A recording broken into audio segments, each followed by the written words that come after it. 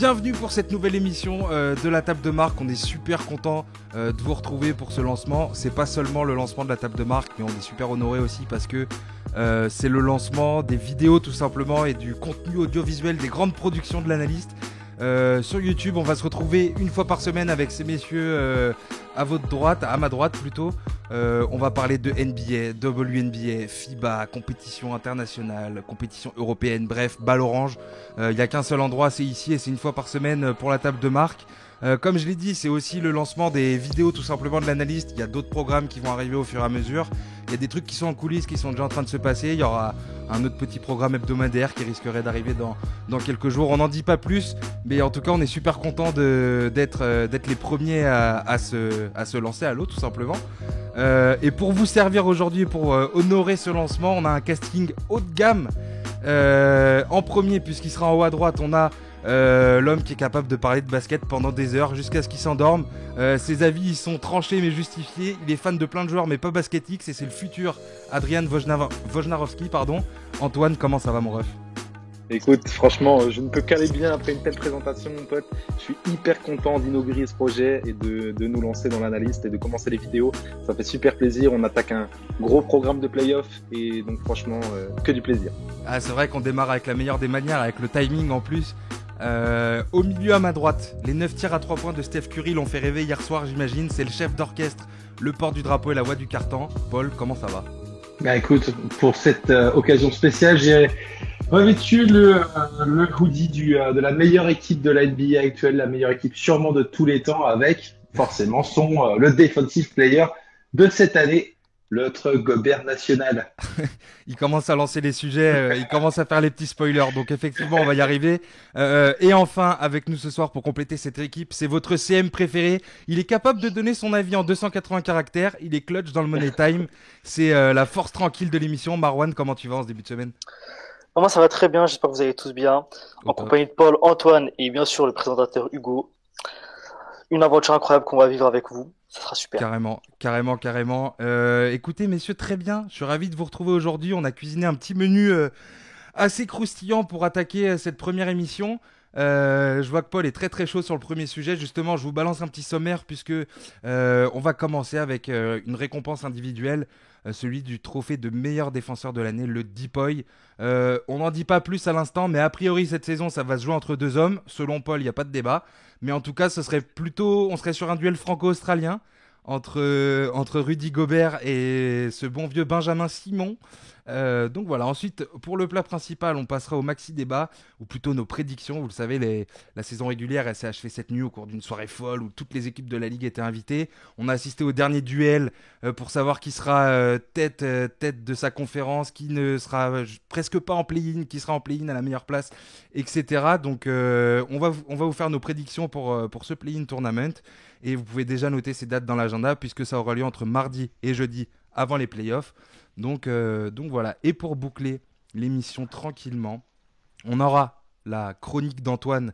Je spoile pas le sujet, c'est un sujet qui ne se spoile pas, donc je laisserai le soin à Antoine de présenter son sujet. Et juste après, pour terminer, on va refaire un petit point, on va reparler un peu de Westbrook, de sa carrière, qui est encore en train de nous faire des petites dingueries à la Westbrook, quoi, des tout petits records qui sont battus et des chiffres pas du tout impressionnants, donc voilà. Let's go. Messieurs, j'espère que vous êtes prêts. On va s'attaquer avec un gros morceau, celui du Deepoy. Alors Antoine commence à faire chauffer les épaules et on le sait. Donc c'est plus honnêtement entre Ben Simmons et Rudy Gobert cette saison.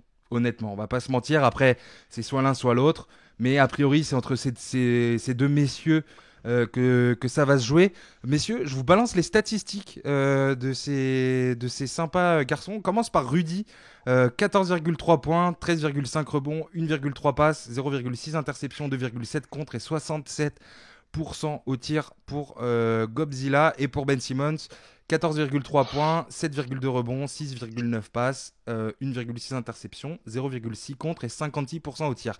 Il y a des stats qui servent à rien pour le truc de Deepoy, mais on remet dans le contexte et quitte à montrer des stats, on balance les stats complètes, comme ça le travail est bien fait.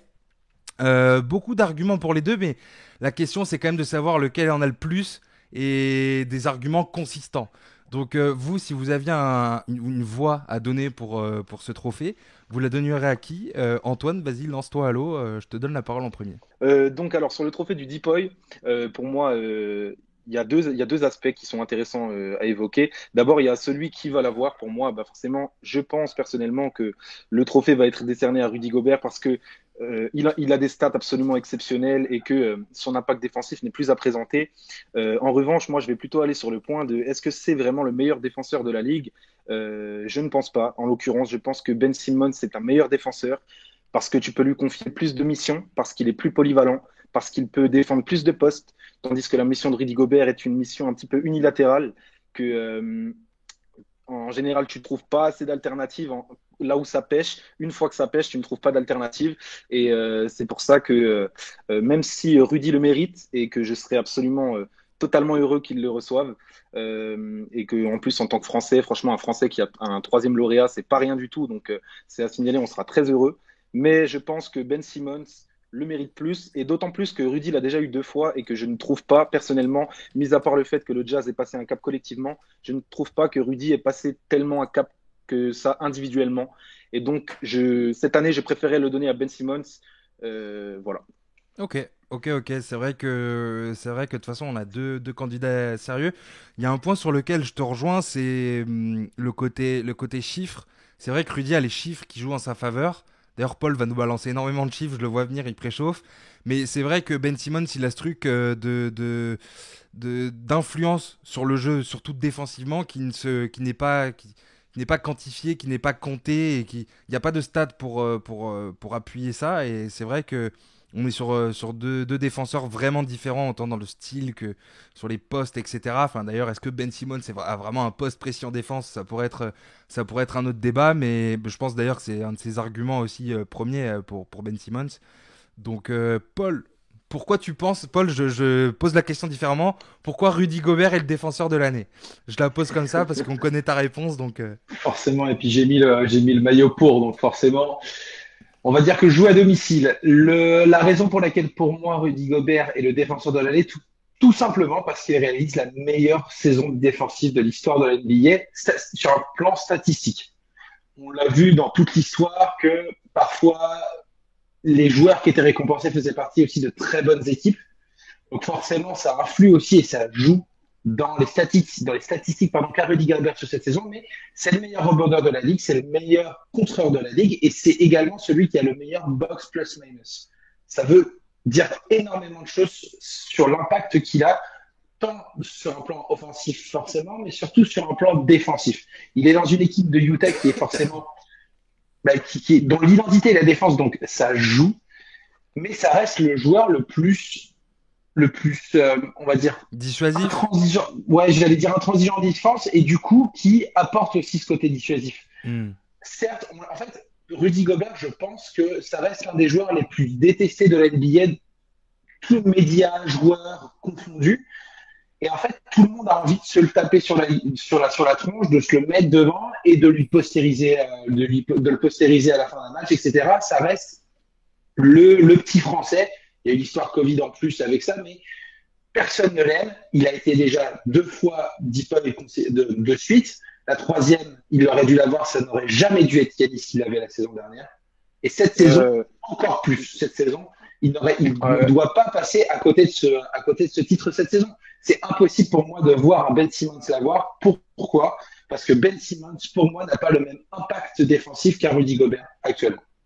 Antoine, tu voulais réagir sur un truc qu'a dit Paul, notamment sur l'année dernière, que c'est Yanis qui l'a eu et que Sur l'année dernière, Rudy aurait dû l'avoir. alors, ouais, alors pour moi, Rudy ne doit absolument pas l'avoir l'année dernière. Giannis non plus, c'est Anthony Davis qui doit l'avoir pour moi l'année dernière. Et, quand tu parles de l'impact défensif de Simmons, je trouve quand même que tu négliges un petit peu tout ce qu'il est capable de faire et toutes les missions dont il prend charge pour Philadelphie. C'est vraiment, même s'il a un Embiid à côté de lui qui lui aussi garde très bien l'arceau, c'est vraiment énorme l'impact défensif de Ben Simmons. Et ok, celui de Rudy est absolument considérable, mais il ne faut pas négliger celui de Ben, je trouve. Et juste pour réagir à ça, Ben Simmons défend en moyenne 46% des guards lors de ces matchs. Donc, c'est-à-dire que 46% de son temps, il le passe à défendre des joueurs qui sont plus petits que lui. Alors certes, il y a l'idée de oui, mais ils vont forcément plus vite. Ok. Mais en un contre un, tout de même, il défend sur des mecs plus petits. Donc Bah si les justement, mecs pénètrent, il les suit. bah, Ouais, justement, moi je Et ça, suis c'est pas pas, et d'accord ça, avec c'est ça. pas. Moi justement, je suis mais pas cet d'accord avec ça argument, et je vais donner la parole à Marwan juste après pour qu'il nous donne son avis. Mais tu vois, le truc que tu dis sur les guards, c'est que en fait, alors c'est pas plus facile de défendre sur un mec plus petit et les mecs plus petits ne courent pas plus vite que lui. Ce qu'il y a, c'est que ce qui est ouf et ce qui est impressionnant défensivement avec Ben Simmons, c'est que justement, avec le corps qu'il a, il est capable de défendre sur des guards qui sont plus petits et donc proportionnellement plus rapides. Tu vois ce que je veux dire? Mais ça implique d'avoir une mobilité et un un QI basket défensif qui est juste fou. Et bon, on en reparlera après, et surtout en termes de polyvalence aussi, je trouve qu'il y a quand même, il y a quand même de gros arguments pour le coup qui sont des arguments en faveur de Ben Simmons et en défaveur totale pour Rudy. Mais on en parle juste après. Marwan, toi, c'est quoi ton avis sur le Deepoy?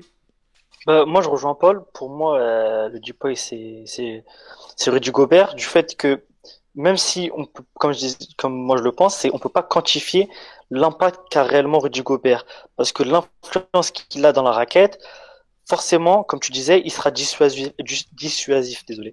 C'est-à-dire que les adversaires réfléchiront à deux fois avant de rentrer dans la raquette.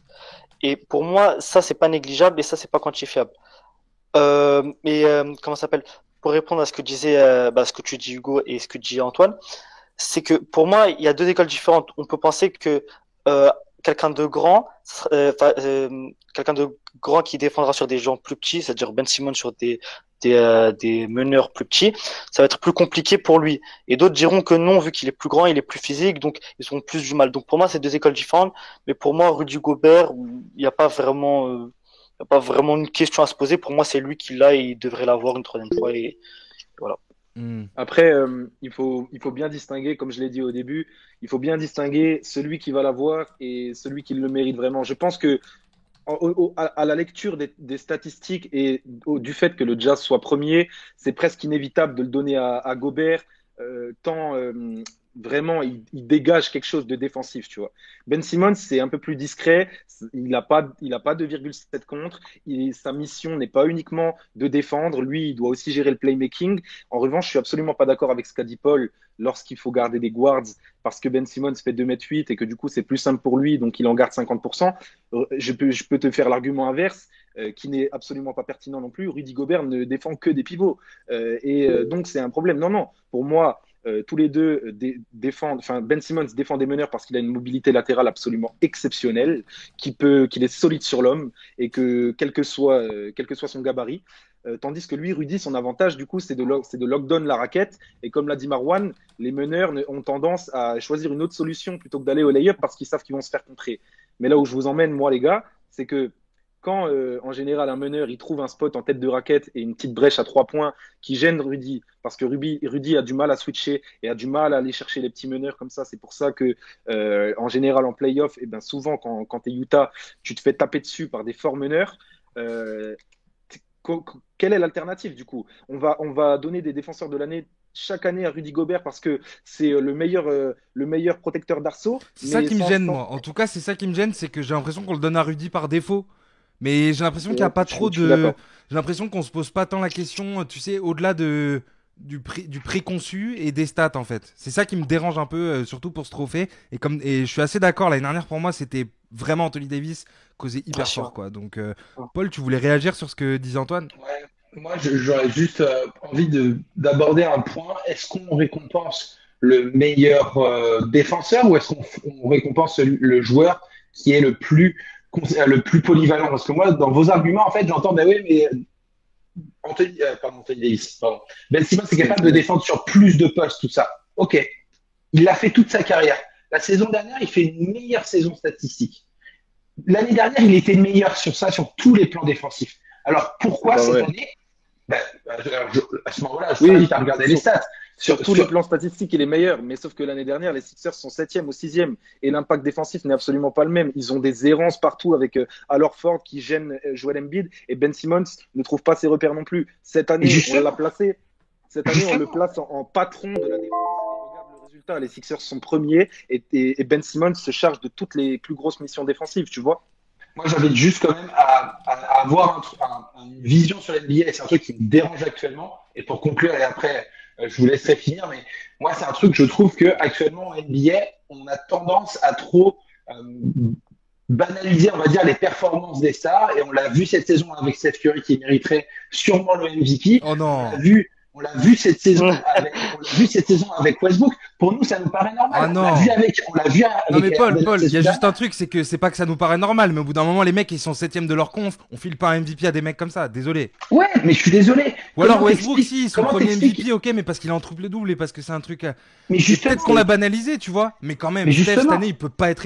Son dossier n'est pas recevable pour MVP. Alors, ok, Pour- il y a les stats, pour moi- ok, il pour est moi, magnifique, pour mais moi, il est il est dans septième la de sa discussion. conf. Mais pour moi, il est dans la Huitième. discussion. À ce moment-là, pourquoi tu le donnes à Jokic qui est quatrième et tu le donnes pas à Mais Gobert ou à un mec de Utah qui sont premiers qui font Écoute, une moi, je suis saison ouvert à NBA. cette conf, et moi, j'ai un problème aussi à ce qu'on le donne aussi facilement à Jokic. Mais bon, c'est un autre débat, tu vois, mais Moi, je trouve qu'on a tendance quand même à trop banaliser et à trop se dire ah ben c'est des joueurs, ils ont toujours l'habitude de faire ça. Il n'y a pas de problème. ah oui, mais Un en Gobert fait, qui tourne en mais tu sais 15-15, que ce que tu c'est dis, normal pour tout le mais monde. tu sais que moi, ce que je trouve justement intéressant, c'est que ce que tu dis s'applique énormément à Ben Simmons, c'est encore plus qu'à Rudy Gobert, étant donné que son impact défensif n'est pas visible dans des statistiques. C'est-à-dire que sur aucune feuille de match, l'impact défensif de Ben va être mis en avant. Parce que le Moi, mec, je trouve que justement, c'est pas il y a pareil pour Gobert, mais je trouve ouais, mais moins. intrinsèquement. Parce que Rudy, il a des contres, parce que Rudy machin, parce qu'il est grand, parce qu'il défend l'arceau, tu vois. Là où Ben est capable de faire énormément de trucs. Et s'il faut qu'il protège l'arceau, moi je veux bien voir, tu vois, les Sixers, où on dit à Ben, vas-y, défends l'arceau, tu vois, un soir où il n'y a pas Joel Embiid, je veux bien voir ce que ça donne, tu vois. Défendre, tu vois, si. Bon, c'est impossible, mais imagine, t'as les Lakers et Philly dans la même conf, ils se rencontrent en playoff, et tu dis à Ben Simmons, défends Anthony Davis pendant 48 minutes, je pense qu'il le fait, tu vois. Alors je dis pas qu'il l'éteint, hein, mais je pense qu'il est largement capable de prendre cette mission à son compte, tu vois. Donc, Mais et de toute après, façon, quoi qu'il arrive, le trophée de cette année, quoi qu'il en soit, ce sera pas un scandale si tu le ouais, donnes à c'est l'un ça, des soit deux. l'un soit l'autre. Ouais, ça, c'est Rudy ça, ouais, il a Gobert le raison. mérite, Ben le Ben mérite. Simmons, non. Les deux ont des missions totalement différentes. Les deux ont des rôles complètement différents. Moi, je trouve que Rudy Gobert, tu vas lui demander une seule et même mission sur 48 minutes. Et s'il ne parvient pas à l'accomplir, eh ben, en général, tu n'as pas d'alternative à Utah. Et Ben, du coup, je le trouve plus polyvalent. C'est pour ça que je pense que Ben est un meilleur défenseur en soi. Mais sur cette année, tu me dis que Rudy Gobert est le meilleur défenseur de cette année. Je veux bien, je suis d'accord. Tu as vu les statistiques, tu as vu l'impact, tu as vu Jazz premier, tu discutes pas. Je vois les stats, Donc hein, voilà. 2,7 comptes par match quand même, le cochon, donc c'est sûr que Ouais, mais après, c'est deux écoles différentes. Vraiment, il y aura, carrément. comme il vient de dire Antoine, il y a ceux qui préfèrent les personnes versatiles, d'autres qui vont préférer les défenseurs du cercle. Donc après, pour moi, comme il disait, les deux le méritent. Après, c'est vraiment l'avis de chacun. Et oui, Hmm. pour moi, c'est ça. Ouais, c'est clair, c'est clair, c'est clair. Écoutez, messieurs, c'était super intéressant. Faut qu'on enchaîne, mais on en reparlera. On fera un point quand la récompense sera donnée à Rudy parce qu'il a les meilleures stats. Donc, ce sera l'occasion de se chambrer. On va passer au maxi débat. C'est tout de suite, c'est maintenant. Le maxi débat, les amis, le play-in va bientôt commencer. Comme je le disais tout à l'heure en introduction, la saison régulière s'est terminée cette nuit au moment où on enregistre. Donc la saison régulière est terminée. On a les classements qui sont fixes et on va faire nos petites prédictions pour le play-in. Je balance tout de suite les trucs.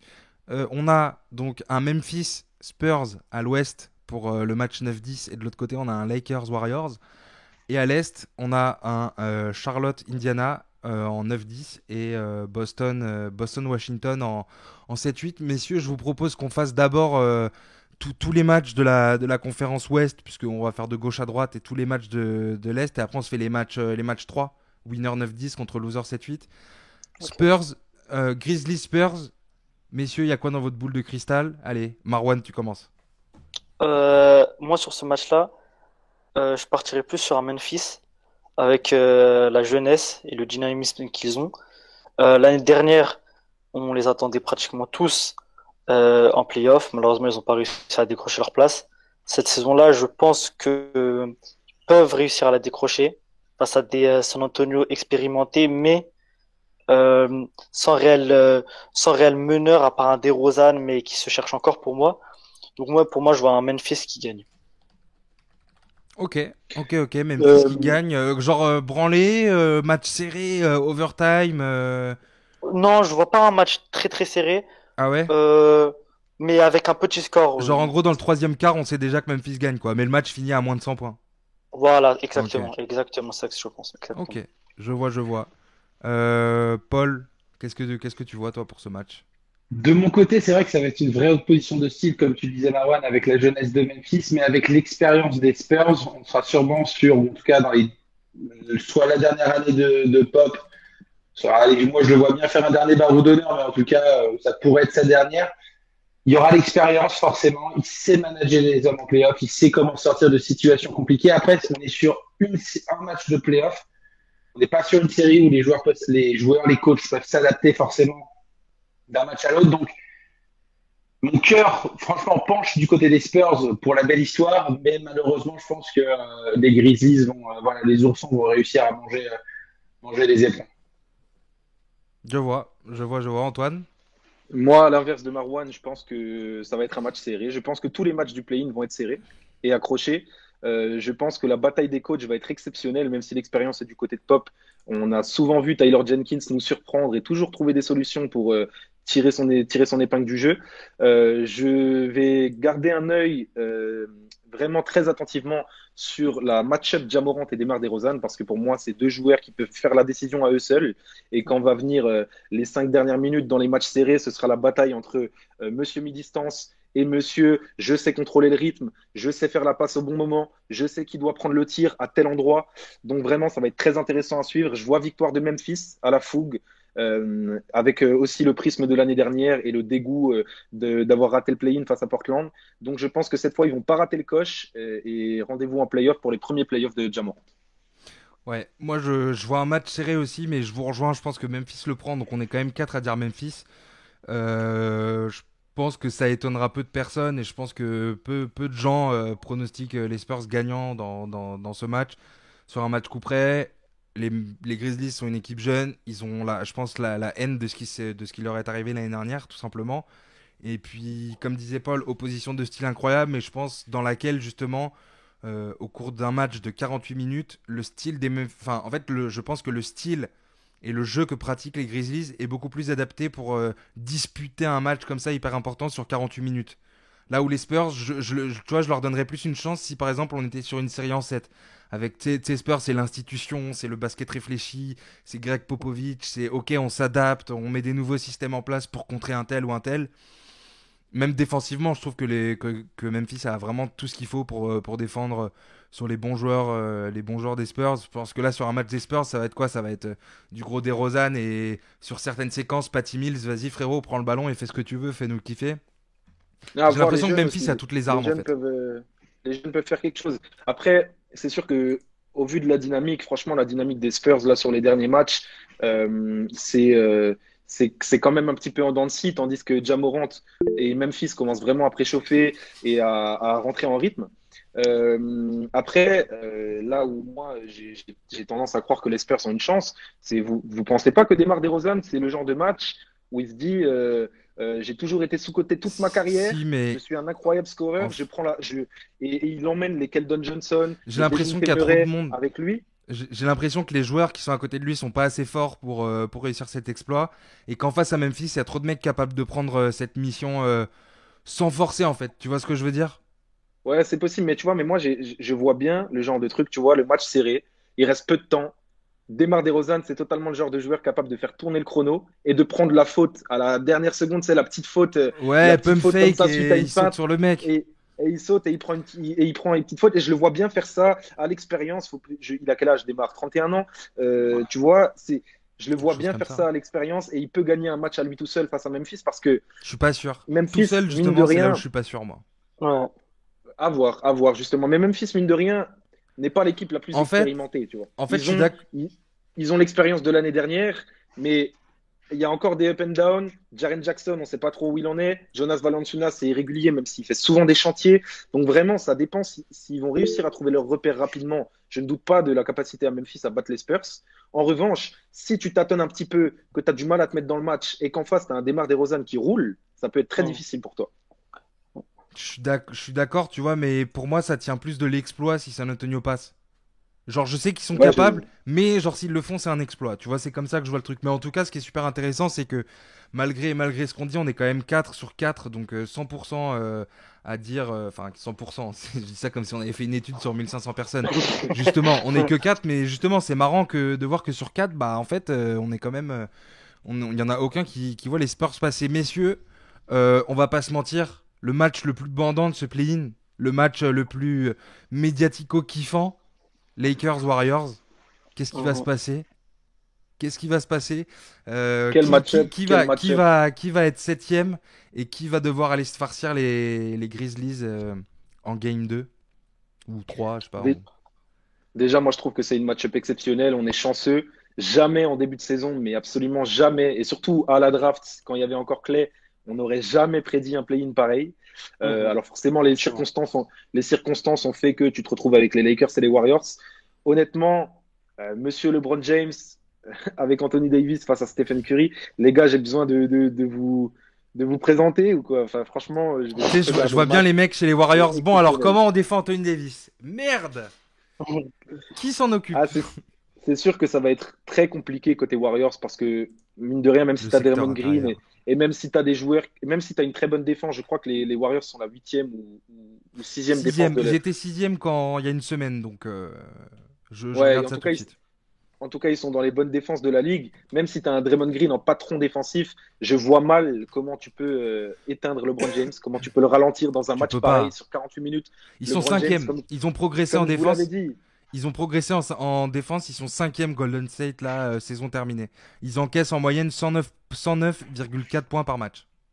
ouais, donc tu as vraiment des bons éléments et tu as une bonne défense collective, mais je ne vois pas comment tu peux stopper les Lakers et la machine LeBron lancée Et les Lakers, qui a coché cette date depuis, à mon avis, 2, 3 semaines, depuis qu'il s'est ouais, blessé en c'est clair. fait et qu'il sait qu'il va faire le play-in. Et là, tu vas pas me dire, il sait qu'il fait face aux Warriors de Stephen Non mais Curry. surtout que C'est pas justement, un je regardais les play-in. ratings. Les Lakers ont le premier en fait. Donc les Lakers, Déjà, rien que sur le côté pure défense, ils ont le meilleur. Et malgré la bonne défense déjà. des Warriors, ils ont pas la défense qu'il faut pour les deux fous là, de Los Angeles. Ils ont pas ce qu'il faut. Et puis même, tu prends dans le sens inverse, même si tu as un Curry absolument on fire qui va te prendre 25 shoots à 3 points et qui va en rentrer 13, il va être gêné parce qu'il aura des chiens de la casse entre Schroeder, KCP, Talen Horton Tucker, Tous les j'en prisonniers. oublie, Alex Caruso, bref, il y en aura plein. Et du coup, c'est ce qui fait que je te mets les Lakers, même si je vois quand même un match serré, je te mets les Ah Lakers moi je vois sereinement, pas, ouais. Ok. avec 10 points d'avance, genre 5 à 10 points d'avance, tu vois. Ok. Bah moi perso, je vois pas du tout un match serré, mais je vois une branlée en fait, tu vois. Et je vois les Warriors qui reviennent chaud pour le match suivant, tu vois. Ah Donc ouais, branlé, ouais, genre branlé.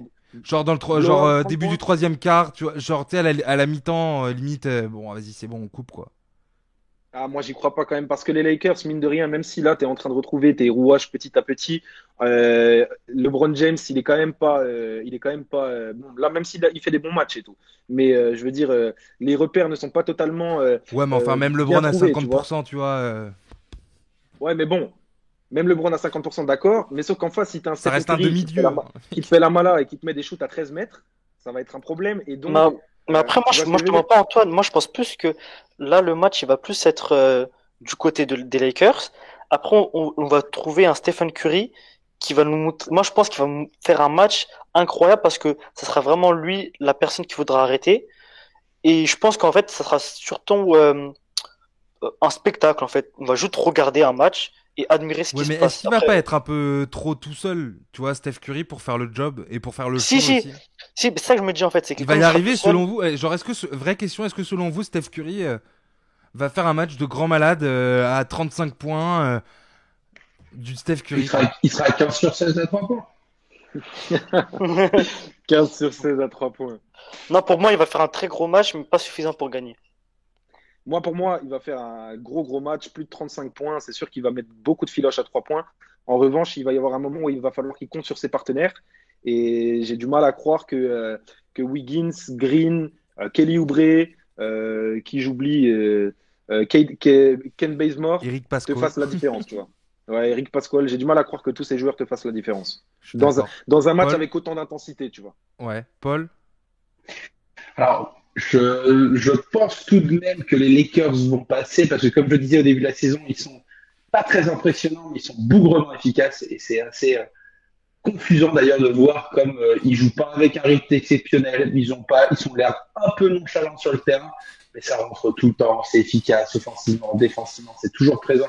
Donc c'est très intéressant à voir. Cependant, attention quand même, on a vu, et voilà, je savais qu'il allait la sortir au bout d'un moment parce que on est dans une émission où le présentateur n'est pas forcément impartial, mais je pense tout de même que les Lakers vont passer, même si, attention, au retour de LeBron, on l'a vu traîner un petit peu de la patte. Anthony Davis, c'est pareil. Il n'y a pas un match sans qu'il ait un petit peu une petite douleur, qu'il y ait le kiné qui arrive, qui lui masse le bas du dos, le genou, etc. Excuse-moi, j'écoutais pas ce que tu disais parce que je mettais la casquette des champions en titre en route vers le back-to-back, donc je pourrais pas trop réagir sur ce que tu disais, mais je crois avoir compris grosso modo. Ouais, mais faut faire attention quand même. Les Lakers, enfin, je pense quand même qu'on a tendance à trop facilement enterrer les Warriors. Ils font une fin de saison Oh, c'est valable pour absolument, c'est valable pour les absolument Lakers solide. aussi quand même, hein. Moi j'ai Non, l'impression mais qu'il y a juste, beaucoup de gens qui les ont enterrés, mais god damn, ouais, avant ouais, que les deux ils se blessent là. ouais, mais justement, Oh, c'est attention, chiant. en fait, c'est un match. Et à la manière, en Ouais, fait, de c'est ce que sûr. je disais tout à l'heure, le play-in, c'est un match. Sur un match, il va falloir rien lâcher, il va pas falloir juste faire la petite erreur. Et c'est là, moi, où j'ai quand même un petit doute, en fait. Je pense que les Lakers vont réussir à sortir de ce match, mais on n'est pas à l'abri d'un sacré upset de la part des Tu Warriors qui leur crois? permettrait de... On n'est pas à l'abri. On n'est pas Parce à que l'abri, ça va être... moi il y a un truc qui me rassure pour les Lakers en fait, c'est vraiment ce qu'on dit sur la défense. Et je trouve que les Lakers ont ce qu'il faut, ont le matos qu'il faut pour défendre à tous les postes. Donc déjà, rien que, tu vois, genre, si on part du principe qu'offensivement, les deux équipes sont à peu près à égalité, je donne quand même l'avantage aux Lakers parce qu'en défense, ils sont beaucoup plus capables de, tu vois, et de tenir le rythme, et c'est des darons, et ils ont l'expérience, et ils ont l'expérience des grands moments et tout. Mais en plus de ça, il y a un mec, en fait, Anthony Davis, je sais pas si vous connaissez, qui va être juste défendu par personne dans la raquette parce qu'il y a personne pour défendre ce mec aux Warriors et tu sais on parlait de Steph, Attention, moi je vois une mixtape d'Anthony Davis en mode que des gros fade away, des jumpers dans la ouais, gueule, des flottes à attention à l'excès de gogo. confiance. Attention à l'excès de Non confiance c'est parce que sûr, c'est mais tu vois là où typiquement l'excès le de genre de confiance, match qui peut vraiment mais tu vois, casser une série ou casser un ouais truc mais comme tu ça. vois là où l'excès de Attention. confiance peut être amorti en cas 2, bah c'est justement c'est la défense sauve énormément de trucs en post-season, tu vois, Le seul et avantage l'engagement, qu'aura les, le l'excès seul de con- avantage qu'aura les Lakers, c'est que s'ils ratent ce match, quoi qu'il arrive, ils sont certains de recevoir oui. ensuite le gagnant du match 9-10. Donc je vais voir mal perdre deux matchs au Staples Center, mais attention franchement, j'ai l'impression que ce que je lis un peu avec la Lakers Nation, c'est que c'est bon, on joue les Warriors, c'est gagné d'avance.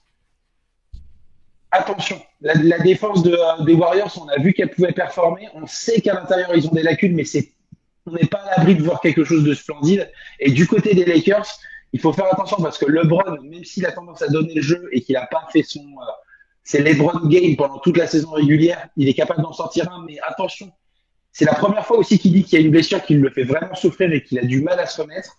Anthony Davis, ça fait 2 ans qu'il est sur les rotules. Là, on sent qu'il arrive vraiment à la fin d'un cycle, etc. Moi, je suis vraiment, je vous mets juste, enfin, je te dis, Hugo, je sais que tu es fan. Attention de ne pas être déçu mercredi soir. Pardon. Je suis pas fan. Moi, juste pour conclure, les gars, juste pour conclure, je pense que les Lakers n'ont absolument pas peur une seule seconde, qu'ils sont sûrs de leur force et que quand tu as un LeBron James dans cette mentalité, rien ne peut t'arriver. En tout cas, pas face à une équipe qui Pas à n'a ce pas assez de stade-là, solutions offensives. ça me paraît court et ouais. Mais du coup, prono, grosso modo, là, on est encore une fois à 4 pour les Lakers, non? Ouais. À moins que Paul nous fasse une petite surprise là. Non, on est sur un 3,5. Mais Paul, il veut que Paul, il veut. Ah, mais non, mais en plus, ça t'arrange, Paul, que comme ça, après les Warriors, ils gagnent, ils sont Ah bah huitièmes, ouais, ils moi je battent, comme préfère. ça, ça joue le jazz. Moi je préfère, mais justement, je préfère, mais je dis quand même, attention Ok, à l'excès de confiance. ok. Et donc du coup, ça nous amène sur une match-up Et Warriors, même.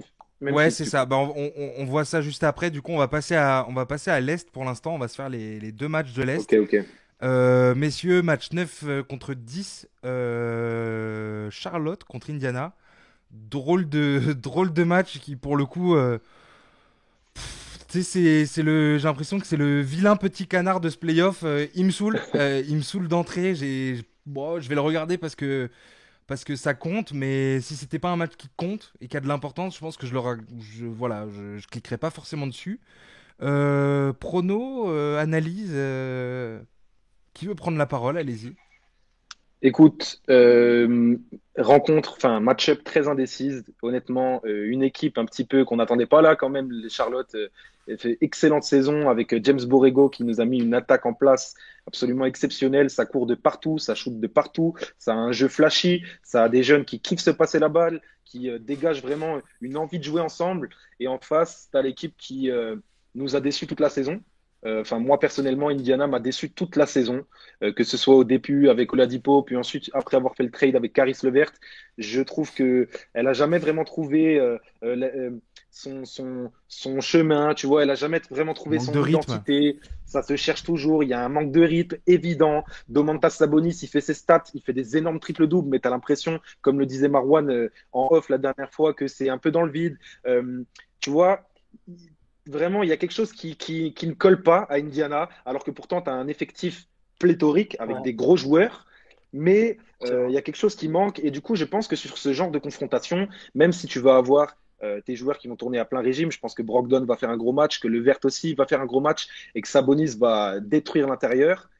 J'ai quand même peur pour les Je Pacers. suis, je Parce suis, que en face, tu as une équipe piège et je crois que Charlotte ne va rien lâcher et que la Melo Ball peut faire tourner ce match en sa faveur je, je suis face à d'a- Indiana. je suis d'accord avec toi et en plus, enfin, il y a un truc comme ça qui me vient que je place juste là avant de donner la parole à quelqu'un d'autre, mais c'est hyper étonnant parce que l'année dernière, quand on parlait d'Indiana, on parlait d'une super réussite collective, d'une très belle Mhm. saison. Enfin, pas non plus d'un truc de fou, tu vois, mais on parlait d'une belle saison collective. Ça joue en équipe, ça pratique un beau jeu. Pas forcément le plus flashy, mais efficace. Et tu vois, et tu vois, dans cette équipe, on a ajouté Caris Levert, qui Caris Levert est plus un mec, on va pas se mentir.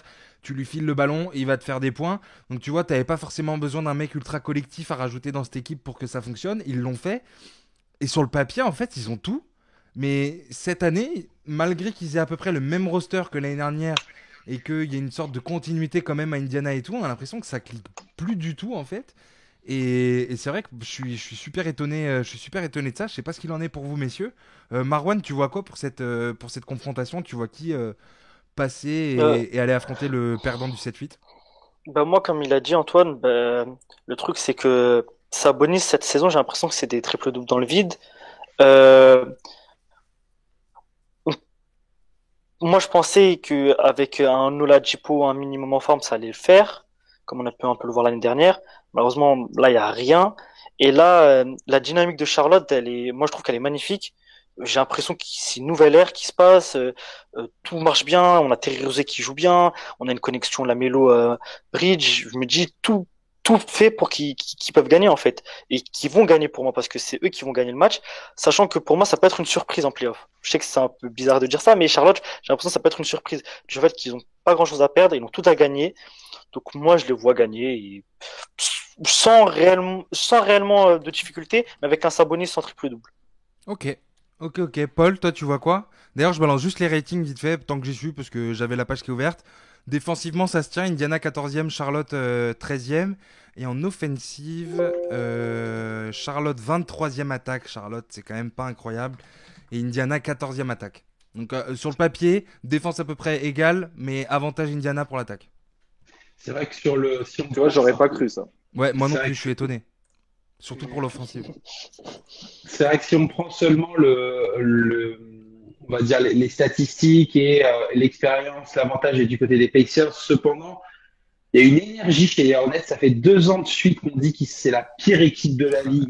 On leur marche dessus, on les critique et tous les ans, à la fin de la saison, ça fait 2 ans de suite qu'on se dit, putain, ils ont réussi quelque chose quand même, hein. Qu'il y a Ils sont pas moyen. mal. Ils font peur. Ça va pas être simple de les jouer. Et en fait, ils sont sur cette dynamique et ça va faire du mal. Vraiment, je les vois passer les Pacers relativement assez facilement. Et je les vois même venir titiller le perdant du match 7-8 pour peut-être réussir à récupérer le 8e spot. C'est une équipe, franchement, on la sous-estime. Et bon, si cette saison ça fonctionne, il va falloir voir la saison prochaine. Et surtout à l'intersaison, ça va être hyper important pour eux de voir comment ils vont réussir à continuer à enchaîner. Là, maintenant, concentrons-nous sur les play-ins, mais c'est vrai que c'est typiquement le genre d'équipe qui va être très, très, très difficile à jouer. Et tu vois, sur ce que tu viens de dire, moi je suis totalement d'accord avec toi. Je trouve qu'il y a des carences dans le vestiaire des Pacers. Enfin, il doit y avoir des problèmes de communication entre les joueurs. Et je pense que, enfin, je dis ça, tu vois, c'est une supposition, mais j'ai l'impression que dans le vestiaire, en tout cas, c'est pas au beau fixe. Et je pense que dans une fin de match serré, parce que moi je pense que ce sera un match serré, et ben c'est là où tu vois les carences et tu vois qu'en face, l'équipe, elle kiffe jouer ensemble. Et Charlotte, comme tu l'as dit, ça dégage une énergie de dingue. Et ça hésitera pas une seule seconde. Tandis qu'Indiana, je pense que ça, tu vois, ça a plus tendance Ouais, à ne pas savoir quoi faire et du coup à donner la balle à Sabonis. Tu vois ce que je veux dire en je panique suis et d'accord alors avec ça. Et en que Charlotte plus, va tenter crânement sa chance, tu vois. je suis d'accord avec ça. Et en plus, il y a un truc qui est, enfin, tu sais, que je peux facilement imaginer, c'est que si par exemple, je sais pas, fin de match serré, t'as un gars des Hornets, tu vois, qui fait pas forcément le bon choix ou qui prend le mauvais tir et tout, on aura beaucoup plus de mal à lui en vouloir que si c'était un gars des Pacers qui justement représente une équipe qui a une certaine expérience et qui a montré une certaine continuité dans la ligue ces dernières saisons et qui était censé être une bonne équipe cette saison sans être non plus une top team, qui était Clairement. censé être une équipe Ça va. minimum average. Genre, tu sais, on était là en début de saison, on se disait, bon, Indiana, on les voit pas dans le podium, mais bon, ça va en playoff, quoi, tu vois. Genre, enfin, en tout cas, Voilà. moi, de mon côté, il y avait pas trop de débat. J'étais là en mode, bah, ça Non passe mais en playoff et clairement. après, on voit. Et en fait, ils sont en play-in, quoi, tu vois. Et j'ai l'impression que c'est une équipe qu'on oublie tellement. Tellement en fait ils sont décevants, on se focus même pas sur eux, juste on les oublie quoi, on parle d'autres gens, on parle de, tu vois, on les met de côté quoi. Mais la pression est clairement du côté des Pacers et Ah mais clairement, la sensation que tu évoques là, c'est parce que le momentum est pour au Charlotte, meneur, hein. à la main, ils ont Malcolm Brogdon, excuse-moi, excellent joueur. Caris Levert, Excellent. excellent joueur. TJ Warren, excellent joueur. Domantas Sabonis, excellent joueur. Et puis, tu as un bon défenseur qui est capable de shooter, Miles Turner. Vu l'effectif, tu es censé te qualifier en playoff facile, enfin, pas facilement, mais tu es Bah quand censé en même, tout hein, cas te sans battre. forcer, Ouais. hein. T'es censé- Voilà, et là, tu es à la peine depuis le début de saison en plus. Il n'y a pas un moment où tu as réussi à faire une petite série de victoires. Non, il y a toujours victoire, défaite, victoire, défaite, défaite, défaite, victoire, défaite. C'est insupportable. Et donc, je pense que cette saison, elle est tronquée pour les Pacers et ça m'étonnerait pas qu'ils sortent au play-in. Donc, moi, je te dis Charlotte, fin de match serré et Charlotte, mais avec un gros Terry Rozier. Ok, Mm. ok. Prono, moi je mets Charlotte. Charlotte. Charlotte pour Encore, Antoine, on est Paul. encore sur un 4-0, hein. On est Charlotte encore sur un aussi. 4-0. C'est le 4-0. troisième, c'est le troisième. Allez, on va dire que le Lakers Warriors, on était sur un quasi 4-0 avec Wall qui laissait quand même la porte Non, ouverte mais, à une non, éventuelle mais t'inquiète, victoire de. on va pas être d'accord sur Washington-Boston, Non, donc sur tranquille. Ça, celui-là, je le sens, ça va être l'épine dans le pied. Justement, Celtics Wizards pour le match 7-8, le gagnant prend le septième spot, tandis que le perdant jouera donc selon nos pronostics les Hornets. Messieurs, j'ai l'impression quand même que, alors je vais un peu donner mon avis et tout, mais j'ai l'impression que bon, déjà le momentum est clairement à Washington. Genre, il y a zéro discussion là-dessus. C'est Ouais, juste même pas indéniable, débat. tu vois. Genre, ou alors, tu sais, mais je veux dire, même quelqu'un qui a pas regardé qui ne regarde pas de basket, tu vas sur SofaScore, tu regardes les derniers matchs, la forme récente des équipes et tout, tu sais que c'est Washington qui a l'avantage. Mais au-delà de ça, dans le jeu qui est proposé et dans la façon, dans la manière, j'ai l'impression qu'il y a un gros avantage pour Washington. Là où du côté des Celtics, on est beaucoup plus dépendant déjà de Tatum, de Brown, etc. Et que si ces gars-là font pas le travail, bah, c'est un peu compliqué, quoi. Il n'y a pas de Mhm. secteur intérieur. Bon, on marque à Washington non plus. Là, on est sur une match-up. Les mecs qui font plus de 2,05 m, on les connaît pas. Donc ça, c'est sauf Davis Bertans, mais qui passe sa vie au large. Ouais, Donc après, voilà. t'as Alex Len. Ah, t'as Alex Len avec Ouais, il moi. commence à bien jouer, Enfin, hein. après, voilà, Alex Len, no disrespect, c'est un brave type. Mais bon, enfin, quand on parle de secteur intérieur, je m'attends un peu mieux qu'Alex Len. First team All NBA, Alex Len. Arrête de mal parler. Messieurs, vous voyez quoi, vous, pour ce match? Qui veut se Écoute, lancer? Allez. bah, moi, Moi, je j'y vois vais la, du coup. Donc moi déjà je pense que comme tu l'as dit la dynamique il y a absolument pas photo, elle est du côté de Washington. Jusqu'à il y a quelques temps j'aurais pu te dire Boston, mais sauf que là la blessure de Jalen Brown out pour la saison, pour moi c'est un vrai coup dur Ah, pour c'est vrai qu'il Boston. est pété. Il est blessé, il est Eh pété oui, pour la mais oui. saison, il va pas jouer du tout. Pour moi c'est un vrai coup dur pour Boston, tout repose sur les épaules de Tatum. Il faut que tu intègres Fournier dans le 5 majeur du coup, il faut que tu rehausses les responsabilités de Kemba Walker qui a mis un carton là il y a pas longtemps, donc il devait être content, mais quand même, tu vois, ça veut dire que à nouveau, tu te lances dans des choses que tu n'as pas testées durant la saison. De l'autre côté, alors, à voir si Bradley Beal joue, parce qu'apparemment, il peut être mis au repos. Mais si tu as le monstre à deux têtes, Washington, Westbrook, Bill, je pense que c'est tout simplement inarrêtable dans un match comme celui-là, à haute intensité. Je pense que Westbrook, c'est le genre de match qu'il prend à son compte et qui, sur les 48 minutes, il va en jouer 47. Et sur les 47, il va avoir tous les ballons. Et je pense que du coup, il va multiplier les passes. Tu vas voir un énorme triple-double. Et pour moi, c'est le genre de match où tu vois un petit peu les défauts de leadership de Jason Tatum. Et à l'inverse, tu vois les grosses qualités de leadership de Russell Westbrook qui emmène ses gars, porte l'équipe sur ses épaules et arrache la victoire. Et du coup, fiasco à Boston. Je suis d'accord. Je suis assez d'accord avec cette analyse et totalement d'accord avec le fiasco à Boston, quoi. Je veux dire, la saison qu'ils font est un fiasco, en fait, tu vois. De base. Attends, Et tu sais, j'ai l'impression Boston que. en 36-36. Qui Non, mais l'aurait c'est cru en hallucinant. Et j'ai l'impression 36-36. que, tu vois, la blessure de Brown, tu sais, j'ai l'impression que c'est une petite piqûre de rappel du karma qui est là en mode bah ouais, mais gros, mais en fait, tu peux pas que jouer avec des gars comme ça. Enfin, tu peux pas miser tout ton jeu sur deux individualités et personne autour, quoi. Marwan, Paul, qui veut. Marwan, allez, vas-y, commence. C'est quoi, toi, tu vois quel genre de match? Moi, je suis totalement d'accord avec ce qu'il dit Antoine, je pense la même chose. Et juste pour ajouter un truc, c'est que le fait que Jalen Brown, en tout cas, quand on voit jouer Boston, c'est lui la deuxième option. Bah, en fait, on oublie que Kemba, il est invisible un peu pour ce qu'il doit être, soi-disant. C'est-à-dire Mhm. qu'il est là, mais il fait pas grand-chose. Donc, moi, je suis totalement d'accord avec ce que dit Antoine. Ça va être un Tatum contre Westbrook, et là, ça sera vraiment, soit qui arrive à mieux mener son équipe, et pour moi, ça sera Westbrook encore. Donc, pour moi, ce sera Washington qui passe. Bah en fait Après, le truc c'est que Kemba et Tatum c'est des profils de scoreurs même s'ils savent aussi jouer en équipe et tout. Mais tu vois par exemple Kemba c'est pas un meneur gestionnaire. On en parlait il y a une semaine entre nous. On était là putain Boston. Quand est-ce qu'ils vont avoir un meneur gestionnaire quoi tu vois pour faire le boulot parce que j'ai l'impression qu'à Boston il y a plein de scoreurs mais bon voilà ça joue pas forcément trop en équipe. Paul je sais pas toi. Qu'est-ce que t'en penses D'ailleurs, je me rappelle, c'était toi aussi qui nous avait dit ouais, il leur faut un gestionnaire, quoi. Putain, Ouais, tu me prends mes arguments, tu me coupes l'herbe sous le pied, hein, écoute, ça vient de me revenir comme ça et ça m'est revenu après que c'était toi, donc je te fais une demi-passe décramée, mais Ouais, c'est ça. Tu me fais un layup et je claque au dunk assez facilement. Mais non, c'est vrai que voilà, moi je me bats avec beaucoup de gens, des fans des Celtics, qui me disent qu'ils ont une super équipe depuis 2 3 ans. Mais non, les gars, en fait, il vous manque un vrai meneur gestionnaire depuis 2 3 ans. Il vous manque un profil à la Brogdon, à la Chris Paul. Enfin voilà, bon, Chris Paul, ça reste un Hall Ricky of Fame, Rubio. mais voilà. Ou Ricky Ricky Rubio. Rubio, voilà, ce genre de joueurs qui font pas de bruit, qui font pas de vagues, qui passent, qui n'ont pas besoin de vivre avec le ballon en tant que vraiment de scoreur, et c'est pas des scoreurs. Kemba, c'est un mec qui a besoin justement qu'on lui passe la gonfle, il crée, ça fonctionne, pas tout le temps. Tatum, il crée, ça fonctionne, pas tout le temps. Certes, il fait de temps en temps des perfs à 60 points, mais il n'arrive pas à fédérer autour de lui. Il est encore trop jeune. Peut-être que dans 5, 6, 7 ans, il parviendra à vraiment emmener l'équipe avec lui. Pour l'instant, il n'y arrive pas. Il essaye de trop faire du LeBron quand on voudrait qu'il fasse du KD. Enfin, voilà. Il y a quelque chose en fait, qui ne marche pas avec les Celtics cette saison. Washington a clairement l'avantage, a clairement le rythme à tout actuellement. Hein, je pense que c'est l'équipe qui fait le plus peur actuellement en NBA si on prend vraiment en termes de dynamique. En match one-to-one, ils vont faire très peur.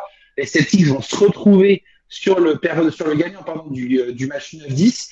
Et attention à l'upset parce que peut-être qu'on pourrait voir une équipe qui avait annoncé qu'il finirait premier de conférence cette saison et finale de conf ne pas faire les playoffs.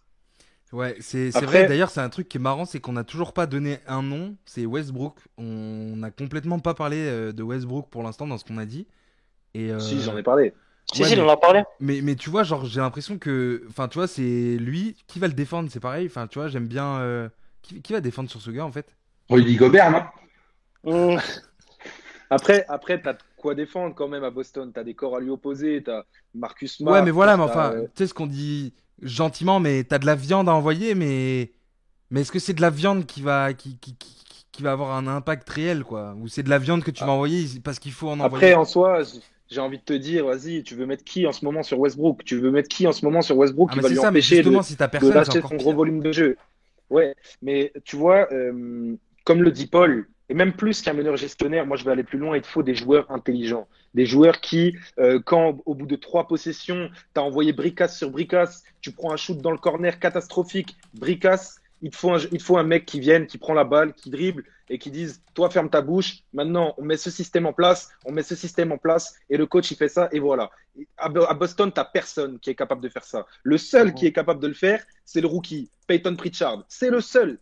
Et c'est un problème. C'est un gros problème parce que sur un match comme ça, à haute intensité, tu vas te faire manger pour moi face à Washington.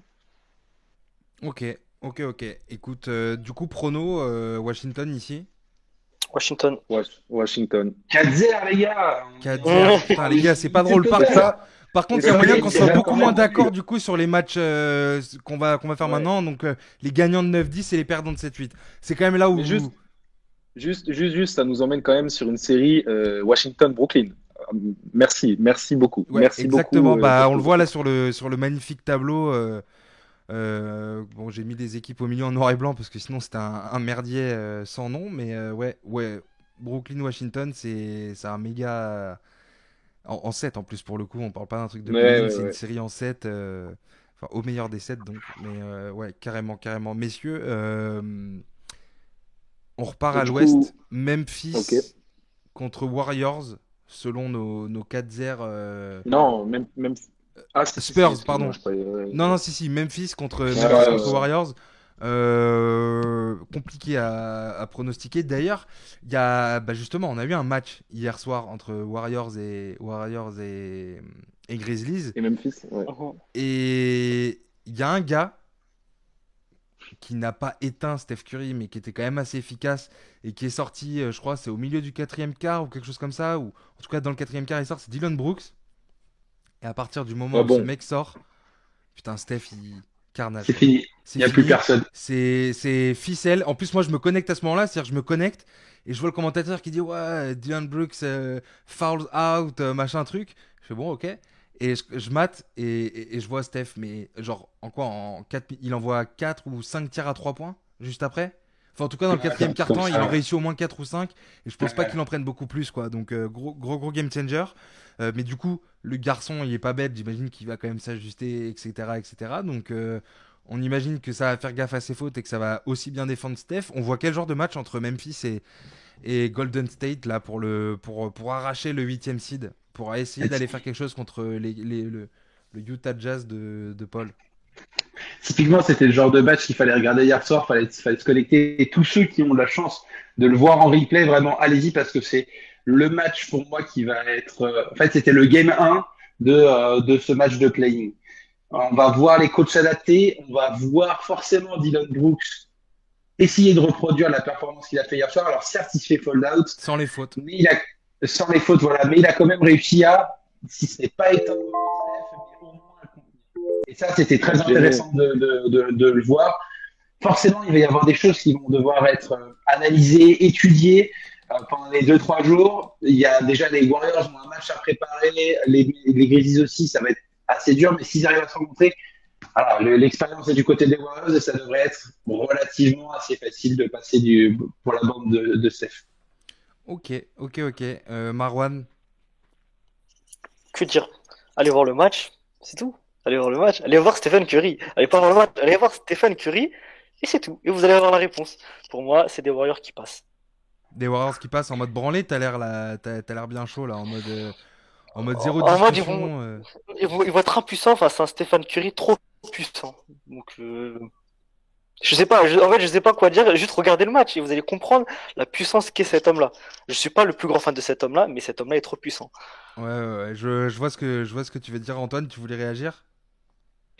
Moi, je pense que, à l'inverse que les Grizzlies vont passer, je pense que Oh. la victoire contre les Spurs va être un élément fondateur de leur route vers les playoffs. Et je pense que Steph Curry, donc là, il a mis quoi, 46 hier? Donc Yes. Ouais, un truc comme ça. il, il a bien préchauffé. Pour moi, c'est le genre de match en fait où tu le vois hier que si tu n'as pas un Steph Curry en totale forme et si tu n'as pas un Steph Curry qui est on fire et qui s'en fout des défenses qu'on lui met en face de lui, eh ben, tu risques, tu peux passer à la trappe parce qu'en face, tu as un collectif avec Jonas Valanciunas qui peut faire chantier, avec des joueurs qui vont gêner considérablement les Warriors. C'est difficile pour les Warriors de défendre sur Jaren Jackson, sur Brandon Clark, de répondre à l'intensité que vont mettre les Grizzlies. Et comme je vous l'ai dit la dernière fois, pour moi, Steph Curry va devoir à un moment compter sur ses partenaires dans ces matchs-là. Et je ne, enfin, bien que je l'adore et je pense qu'il soit capable de faire la différence à lui tout seul, au bout d'un moment, je pense que le festival va s'arrêter et malheureusement, tu sors en 8 et donc tu peux pas faire J'ai la la, magie tout le temps, monsieur Steph. j'ai la shoot map que je suis en train de vous montrer à l'écran, mais on voit les tirs qu'il a pris hier, les tirs réussis, les tirs, etc., etc.